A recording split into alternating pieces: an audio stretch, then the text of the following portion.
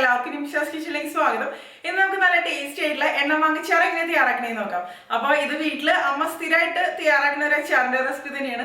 ആ ഒരു രീതിയിൽ തന്നെയാണ് ഞാനിത് തയ്യാറാക്കിയിരിക്കുന്നത്. ശരിക്കും ഇതൊരു ട്രഡീഷണൽ അച്ചാറിന്റെ റെസിപ്പി കൂടിയാണ്. അപ്പൊ നമുക്ക് ഇതിങ്ങനെ തയ്യാറാക്കണേന്ന് നോക്കാം. അതിനു മുമ്പ് നിങ്ങൾ നിമിഷാസ് കിച്ചൺ ഇതുവരെ സബ്സ്ക്രൈബ് ചെയ്തില്ല എന്നുണ്ടെങ്കിൽ സബ്സ്ക്രൈബ് ചെയ്യുക. അതുപോലെ വീഡിയോ മുഴുവനായിട്ട് കണ്ടതിന് ശേഷം നിങ്ങളുടെ അഭിപ്രായങ്ങൾ പറയാനും മറക്കരുത്. അപ്പൊ നമുക്ക് പെട്ടെന്ന് തന്നെ വീഡിയോയിലേക്ക് എടുക്കാം. അപ്പോൾ നമുക്ക് നല്ല ടേസ്റ്റി ആയിട്ടുള്ള എണ്ണ മാങ്ങച്ചാറ് എങ്ങനെ തയ്യാറാക്കണേ നോക്കാം. അതിന് വേണ്ടിയിട്ട് ഞാനിവിടെ മാങ്ങ എടുത്തിട്ടുണ്ട്.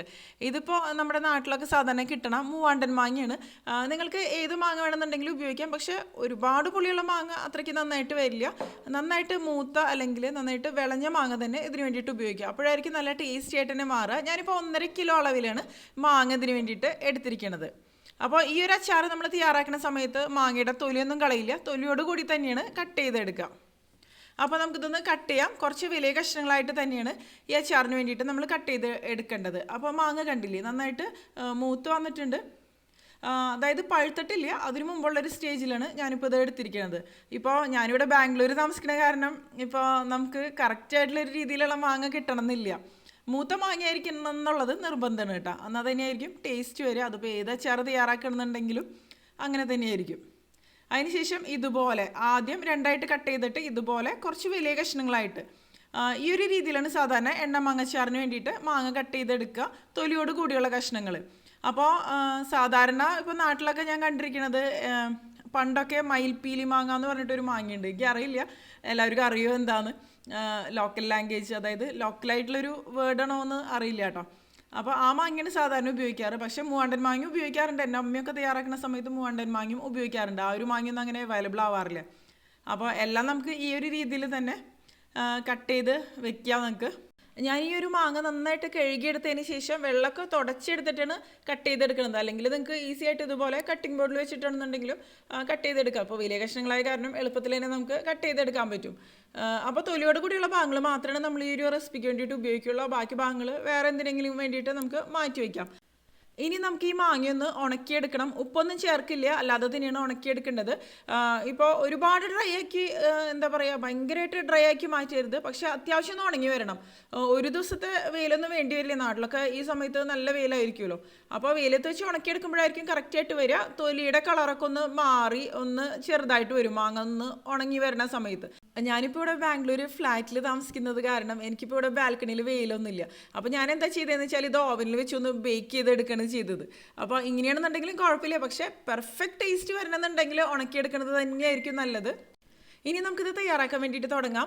ഇതിന് വേണ്ടിയിട്ട് നമുക്ക് നല്ലെണ്ണ അല്ലെങ്കിൽ എള്ളെണ്ണയാണ് ആവശ്യം. എണ്ണ കുറച്ച് അധികം അളവിൽ തന്നെ ഈ ഒരു അച്ചാറിന് വേണ്ടിയിട്ട് നമ്മൾ ഒഴിച്ചു കൊടുക്കും. അപ്പോൾ ഞാനിവിടെ ഒരു കടായി എടുത്തിട്ടുണ്ട്. കടായി ചൂടാവുന്ന സമയത്ത് ഇതിലേക്ക് 1 കപ്പ് അളവിൽ നല്ലെണ്ണ അല്ലെങ്കിൽ എള്ളെണ്ണ ഒഴിച്ചു കൊടുക്കുക. ഇത് തന്നെയാണ് ഈ ഒരു അച്ചാറിൻ്റെ ടേസ്റ്റ് എന്ന് പറയുന്നത്. അപ്പോൾ വേറെ ഏത് ഓയിലോ ഉപയോഗിച്ചാലും ആ ഒരു ട്രഡീഷണൽ ആയിട്ടുള്ള ടേസ്റ്റ് കിട്ടില്ല. ഇനി എണ്ണ ചൂടാവുന്ന ആ ഒരു സമയത്ത് നമുക്ക് ഇതിലേക്ക് 1/4 കപ്പ് അളവിൽ വെളുത്തുള്ളി ഇട്ട് കൊടുക്കുക. വെളുത്തുള്ളി കട്ട് ചെയ്തിട്ടൊന്നുമില്ല, അല്ലാതെ തന്നെയാണ് ഇതിലേക്ക് ഇട്ട് കൊടുക്കുന്നത്. പിന്നെ ഒരുപാട് വലിപ്പമുള്ള വെളുത്തുള്ളി അല്ല, അത് ഒരു മീഡിയം സൈസിലും പിന്നെ ചെറിയ സൈസിലൊക്കെയുള്ള വെളുത്തുള്ളിയാണ്. ഇനി വെളുത്തുള്ളി നമുക്ക് ഈ എണ്ണയിൽ ഇട്ടിട്ട് നന്നായിട്ടൊന്ന് വഴറ്റിയെടുക്കണം. പക്ഷേ വെളുത്തുള്ളി ക്രിസ്പി ആയിട്ട് പോകരുത് കേട്ടോ. അതിപ്പോൾ ഏത് അച്ചാർ തയ്യാറാക്കണമെങ്കിലും വെളുത്തുള്ളി ക്രിസ്പി ആയിട്ട് മാറിക്കഴിഞ്ഞാൽ അതിൻ്റെ ഒരു ടേസ്റ്റ് തന്നെ മാറും. വെളുത്തുള്ളി ഒന്ന് സോഫ്റ്റ് ആയിട്ട് വരണം, അത്രേ തന്നെ വേണ്ടു. ചെറുതായിട്ടൊന്ന് ഇതുപോലെ ഒന്ന് സോഫ്റ്റ് ആയിട്ട് വരുന്ന സമയത്ത് നമുക്ക് ഇതിലേക്ക് ഇനി മാങ്ങ കഷ്ണങ്ങളും കൂടി ചേർത്തിട്ട് വഴറ്റിയെടുക്കാം. സാധാരണ അച്ചാർ തയ്യാറാക്കുന്നതിൽ നിന്ന് കുറച്ച് വ്യത്യസ്തമാണ് ഈ ഒരു എണ്ണ മാങ്ങച്ചാർ എന്ന് പറയുന്നത്. നമ്മൾ ആദ്യം മാങ്ങയാണ് ഇതിലിട്ട് വഴറ്റിയെടുക്കുക. സാധാരണ അച്ചാർ തയ്യാറാക്കുമ്പോൾ നമ്മൾ ഇങ്ങനെയല്ലല്ലോ ചെയ്യുക. ബാക്കി മുളക് പൊടി പൊടികളൊക്കെ ചേർത്തതിന് ശേഷമല്ലേ പിന്നെ കഷ്ണം ചേർക്കുള്ളൂ.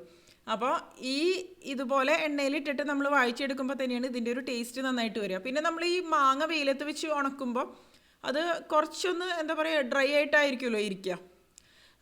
പിന്നെ ബാക്കിയുള്ളത് നമ്മൾ എണ്ണയിലും കൂടി ഇട്ടിട്ട് വഴറ്റിയെടുക്കുമ്പോൾ നന്നായിട്ട് തന്നെ വരും. അപ്പോൾ ഇതിലേക്ക് നമുക്ക് ആവശ്യത്തിന് ഉപ്പ് ഈ സമയത്ത് ചേർത്ത് കൊടുക്കണം. അപ്പോൾ തന്നെയായിരിക്കും ഈ മാങ്ങ കഷ്ണങ്ങളിൽ ഉപ്പ് നന്നായിട്ട് പിടിച്ച് കിട്ടുക കേട്ടോ. അപ്പോൾ വഴറ്റിയെടുത്ത് കഴിയുമ്പോഴേക്കും അത്യാവശ്യം ഇതിലേക്ക് ഉപ്പ് പിടിച്ച് കിട്ടും. അപ്പോൾ ഞാനിപ്പോൾ ഒരു 1.5 ടേബിൾ സ്പൂണോളം അളവിൽ ഉപ്പ് ഇപ്പോൾ ചേർത്ത് കൊടുക്കുന്നുണ്ട്. പിന്നെ നമുക്ക് നോക്കിയിട്ട് വേണമെന്നുണ്ടെങ്കിൽ ചേർത്ത് കൊടുത്താൽ മതി. പിന്നെ അച്ചാറൊക്കെ ആകുമ്പോൾ അത്യാവശ്യം ഉപ്പ് വേണമല്ലോ, അപ്പോൾ തന്നെ ആയിരിക്കുമല്ലോ നന്നായിട്ട് വരിക. ഇവിടെ ഇപ്പോൾ കുറച്ച് നാളുകളായിട്ട് തന്നെ മൂവാണ്ടൻ മാങ്ങ നന്നായിട്ട് അവൈലബിൾ ആവുന്നുണ്ട്. അപ്പോൾ എണ്ണ മാങ്ങച്ചാറ് ഇത്ര നാൾ തയ്യാറാക്കണ്ടെന്ന് വിചാരിച്ചതിൻ്റെ ഒരു കാരണം ഈ മാങ്ങ ഉണക്കിയെടുക്കാൻ പറ്റില്ലല്ലോ എന്ന് വിചാരിച്ചിട്ട് തന്നെയാണ്. അപ്പോൾ പിന്നെ എന്താ പറയുക, പുറത്ത് താമസിക്കുന്നവർക്കൊക്കെ ഇങ്ങനെ വേണമെന്നുണ്ടെങ്കിൽ തയ്യാറാക്കിയെടുക്കാം. പെർഫെക്റ്റ് ടേസ്റ്റ് കിട്ടില്ല എന്നുണ്ടെങ്കിലും അത്യാവശ്യം നല്ല ടേസ്റ്റ് തന്നെയാണ് ഈ ഒരു രീതിയിൽ നമ്മൾ ഓവനിൽ വെച്ച് ബേക്ക് ചെയ്തിട്ട് തയ്യാറാക്കി എടുക്കണമെന്നുണ്ടെങ്കിലും ഉണ്ടാവും. അപ്പോൾ കണ്ടില്ലേ, ഇതുപോലെ നല്ല പോലെ ഒന്ന് വഴറ്റിയെടുക്കണം. പക്ഷേ ഒരുപാട് അങ്ങോട്ട് വെന്ത് കുഴഞ്ഞു പോകേണ്ട ആവശ്യമില്ല. ഇപ്പോൾ നിങ്ങൾക്ക് മധുരമുള്ള അച്ചാർ ഇഷ്ടമാണെന്നുണ്ടെങ്കിൽ, അതായത് ചെറുതായിട്ട് മധുരം വന്ന് തുടങ്ങിയൊരു മാങ്ങ പഴുക്കണേന് മുന്നത്തെ ഒരു സ്റ്റേജ്, അതായത് നല്ല കളറോട് കൂടിയ ഒരു മാങ്ങയൊക്കെ ആണെന്നുണ്ടെങ്കിലും ഈ ഒരു അച്ചാർ നന്നായിട്ട് തന്നെ വരും. അപ്പോൾ തീരെ മധുരം ഇഷ്ടമല്ലെങ്കിൽ അതിന് മുന്നത്തെ സ്റ്റേജിൽ തന്നെ നിങ്ങൾക്ക് എടുക്കാം.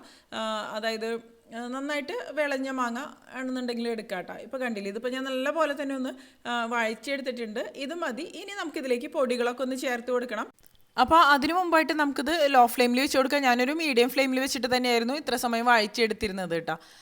അപ്പോൾ മുളക് പൊടിയൊക്കെ നമ്മുടെ എരിവിനനുസരിച്ച് വ്യത്യാസം വരുത്താം. കാശ്മീരി മുളക് പൊടിയും സാധാരണ എരിവുള്ള മുളക് പൊടിയും കൂടി മിക്സ് ചെയ്തിട്ട് ചേർക്കണമെങ്കിൽ അങ്ങനെ ചേർക്കാം. അല്ലെങ്കിൽ കാശ്മീരി മുളക് പൊടി തന്നെ വേണമെന്നുണ്ടെങ്കിൽ നിങ്ങൾക്ക് അങ്ങനെയും ചേർത്ത് കൊടുക്കാം കേട്ടോ. അപ്പോൾ കാശ്മീരി മുളക് പൊടി ആകുമ്പോൾ കുറച്ച് തിക്നെസ് കിട്ടും ഗ്രേവിക്കൊക്കെ ആണെന്നുണ്ടെങ്കിലും. മുളക് പൊടി ചേർത്ത് കൊടുത്തതിന് ശേഷം നമുക്കിതൊന്ന് ഇളക്കി കൊടുക്കാം. ഞാനിപ്പോൾ കാശ്മീരി മുളക് പൊടിയും സാധാരണ മുളക് പൊടിയും മിക്സ് ചെയ്തിട്ടാണ് ഇതിലേക്ക് ചേർത്ത് കൊടുത്തിരിക്കുന്നത്. അപ്പോൾ ഞാൻ ആദ്യം ഒരു 4 ടേബിൾ സ്പൂൺ ചേർത്തിട്ട് ഒന്ന് മിക്സ് ചെയ്ത് നോക്കണം. പിന്നെ വേണമെന്നുണ്ടെങ്കിൽ നമുക്ക് എരിവ് പോരാന്ന് തോന്നണമെങ്കിൽ കൂടുതൽ ചേർത്ത് കൊടുക്കാം കേട്ടോ. അപ്പോൾ എനിക്ക് മുളക് കുറച്ച് കുറവായിട്ട് തോന്നി. അപ്പോൾ ഞാൻ ഇനിയിപ്പോൾ 1 ടേബിൾ സ്പൂണും കൂടി മുളക് പൊടി ഇതിലേക്ക് ചേർത്ത് കൊടുക്കുകയാണ്. എരിവ് പിന്നെ നമ്മുടെ ഇഷ്ടം, കൂടുതൽ സ്പൈസി ആവണമെന്നുണ്ടെങ്കിൽ കൂടുതൽ അളവിൽ തന്നെ നിങ്ങൾക്ക് ഇതിലേക്ക് ചേർത്ത് കൊടുക്കാം. അപ്പോൾ മൊത്തം ഞാൻ ഇതിലേക്ക് 5 ടേബിൾ സ്പൂൺ അളവിൽ കാശ്മീരി മുളക് പൊടിയും സാധാരണ എരിവുള്ള മുളക് പൊടിയും കൂടി മിക്സ് ചെയ്തിട്ടാണ് ചേർത്ത് കൊടുത്തിരിക്കുന്നത്. ഇനി ഇതിലേക്ക് കായത്തിൻ്റെ പൊടി ചേർത്ത് കൊടുക്കുകയാണ്. പിന്നെ നിങ്ങൾക്ക് കായത്തിൻ്റെ കട്ട വറുത്ത് പൊടിച്ചതിന് ശേഷം അങ്ങനെ വേണമെന്നുണ്ടെങ്കിൽ ചേർത്ത് കൊടുക്കുക. അതും നല്ലൊരു ഫ്ലേവർ തന്നെ കൊടുക്കും. ഞാനിപ്പോൾ 1.5 ടീസ്പൂൺ അളവിലാണ് കായത്തിൻ്റെ പൊടി ഇതിലേക്ക് ചേർക്കുന്നത്. അത് ടേസ്റ്റിനനുസരിച്ച് ചേർക്കുക. പിന്നെ ഇതിലേക്ക് ഉലുവ വറുത്ത് പൊടിച്ചത് 1 ടീസ്പൂൺ അളവിൽ ഞാൻ ചേർത്ത് കൊടുക്കുന്നുണ്ട്. അപ്പോൾ ഉലുവയും കായൊക്കെ ചേർത്ത് കൊടുക്കുന്ന സമയത്ത് കൂടിപ്പോകാതെ ശ്രദ്ധിക്കുക. കൂടിപ്പോയി കഴിഞ്ഞാൽ കൈപ്പരസം വരാനുള്ള സാധ്യതയുണ്ട്. പക്ഷേ അച്ചാറാകുമ്പോൾ ആവശ്യത്തിന് ഉലുവയുടെയും കായത്തിൻ്റെയും ഒക്കെ ഒരു ഫ്ലേവർ വേണം. അപ്പോൾ തന്നെ ആയിരിക്കും കൂടുതൽ നന്നായിട്ട് തന്നെ വരിക. ഇനി ഇതെല്ലാം കൂടി നമുക്ക് നല്ല പോലെ തന്നെ ഒന്ന് മിക്സ് ചെയ്ത് കൊടുക്കാം ഈ ഒരു രീതിയിൽ. അപ്പോൾ ഇതിലിപ്പോൾ ആവശ്യത്തിന് എണ്ണയുണ്ട്, നിങ്ങൾക്ക് കാണാൻ പറ്റും. ആവശ്യത്തിന് എണ്ണ തെളിഞ്ഞ് നിൽക്കുന്നുണ്ട്. അപ്പോൾ ഈ ഒരു അച്ചാറിൽ നമ്മൾ വെള്ളമൊന്നും ഉപയോഗിക്കുകയൊന്നുമില്ല. ഈ ഒരു അച്ചാർ ഒരുപാട് കാലം കേടുകൂടാതെ സൂക്ഷിക്കാൻ പറ്റുന്ന ഒരു അച്ചാർ തന്നെയാണ് കേട്ടോ. ഇനി ഇതിലേക്ക് നമുക്ക് വിനാഗിരി ചേർത്ത് കൊടുക്കാം. ഞാനിപ്പോൾ 1/2 കപ്പ് അളവിലാണ് വിനാഗിരി ചേർത്ത് കൊടുക്കുന്നത്. നമ്മൾ ഉപയോഗിക്കുന്ന വിനാഗിരിക്കൊക്കെ അനുസരിച്ച് അളവിലൊക്കെ ചെറിയ വ്യത്യാസങ്ങളൊക്കെ ഉണ്ടാവും. അപ്പോൾ വിനാഗിരി ചേർത്തിട്ട് നമുക്ക് മിക്സ് ചെയ്ത് കൊടുക്കാം. അപ്പോൾ ആദ്യം വിനാഗിരി നിങ്ങൾ ചേർക്കുന്ന സമയത്ത് കുറച്ച് അളവിൽ മാത്രം ചേർത്ത് കൊടുക്കുക. ഒരുപാടായി കഴിഞ്ഞാലും പിന്നെ അത്ര നന്നായിട്ട് വരില്ല. പക്ഷേ ആവശ്യത്തിന് വേണം, എന്നാലും തന്നെയാണ് അച്ചാർ കേടുകൂടാതെയൊക്കെ ഇരിക്കാൻ പറ്റുള്ളൂ. പിന്നെ ആവശ്യത്തിന് പുളിയും വേണം. മാങ്ങയ്ക്ക് പിന്നെ ആവശ്യത്തിന് പുളി ഉണ്ടല്ലോ. അപ്പോൾ ഒരുപാടായാലും അത്രയ്ക്ക് നന്നായിട്ട് വരില്ല. ഇനി എല്ലാം കൂടി നമുക്ക് ഒന്ന് മിക്സ് ചെയ്ത് കൊടുക്കുക. ഇപ്പോൾ ആവശ്യത്തിന് ഒരു ഗ്രേവി ആയി ഈ ഒരു അച്ചാറിൽ. നല്ല തിക്കായിട്ടുള്ളൊരു ഗ്രേവി തന്നെയാണ്. ഇനി ഇതെല്ലാം കൂടി നമുക്കൊന്ന് ഇളക്കി കൊടുക്കുക. ഈ വിനാഗിരിയൊക്കെ നന്നായിട്ട് തന്നെ ഒന്ന് തിളച്ച് വന്നോട്ടെ. ഈ മാങ്ങയായിട്ട് എല്ലാം ഒന്ന് മിക്സ് ആയിട്ട് വരണം. പക്ഷേ ഒരുപാട് സമയം കുക്ക് ചെയ്തെടുക്കേണ്ട ആവശ്യമൊന്നുമില്ല. കുറച്ച് സമയം ഒന്ന് തിളച്ച് ഒന്ന് വന്നാൽ തന്നെ മതി കേട്ടോ. ഈ ഒരു അച്ചാറിൻ്റെ കളറ് ക്യാമറയിൽ കാണുന്നതിനേക്കാളും കുറച്ചൊരു ഡാർക്ക് ഷെയ്ഡിലാണ്. എണ്ണമാങ്ങച്ചാർ ശരിക്കും ആ ഒരു കളറിൽ തന്നെയാണ് ഇരിക്കുക. ഇനിയിപ്പോൾ ഈ ഒരു സമയത്ത് നമുക്കിതൊന്ന് ടേസ്റ്റ് ചെയ്ത് നോക്കാം. എന്തെങ്കിലും കുറവൊക്കെ ഉണ്ടെന്നുണ്ടെങ്കിൽ നമുക്ക് ഈ സമയത്ത് ചേർത്ത് കൊടുക്കാം. ഇപ്പോൾ കായത്തിൻ്റെ ഫ്ലേവറോ അല്ലെങ്കിൽ എന്താ പറയുക ഉലുവ വറുത്ത് പൊടിച്ചതിൻ്റെ ഫ്ലേവറോ ഒക്കെ കുറവുണ്ടെങ്കിൽ നമുക്ക് ഈ ഒരു സമയത്ത് ചേർത്ത് കൊടുക്കാം. വിനാഗിരി കുറവുണ്ടെങ്കിൽ ചേർത്ത് കൊടുക്കാം. ഞാനിപ്പോൾ ടേസ്റ്റ് ചെയ്ത സമയത്ത് ഉപ്പ് കുറച്ച് കുറവായിട്ട് തോന്നി. അപ്പോൾ കുറച്ചും കൂടി ഉപ്പൊന്ന് ചേർത്ത് കൊടുക്കണം. പിന്നെ അച്ചാർ ടേസ്റ്റ് ചെയ്ത്, അതായത് അച്ചാർ നമ്മൾ ടേസ്റ്റ് ചെയ്ത് നോക്കണ സമയത്ത് ഉപ്പും വിനാഗിരിയൊക്കെ കുറച്ച് മുന്നിട്ടായിരിക്കും നിൽക്കുക. അപ്പോൾ 2 ദിവസം ഇരുന്ന് വരുമ്പോഴാണ് ശരിക്കും വിനാഗിരിയും ഉപ്പ് മുളക് എല്ലാം ഈ മാങ്ങ കഷ്ണങ്ങൾ നന്നായിട്ട് തന്നെ പിടിച്ചു വരിക.